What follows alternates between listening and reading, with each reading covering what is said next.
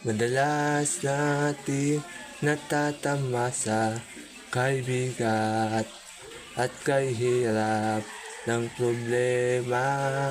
Sa biyahe ng buhay ay ating dinadala sa agos ng buhay. Ika'y nalulumbay, tumawag ka lang sa itaas. Baka sakaling pagsubok ay malutas, siya ang ating pag-asa. Hindi ka nag-iisa, alam mo bang sa kanya pababayaan? Di tayo iiwanan. Kapit lang, at di tayo iiwanan.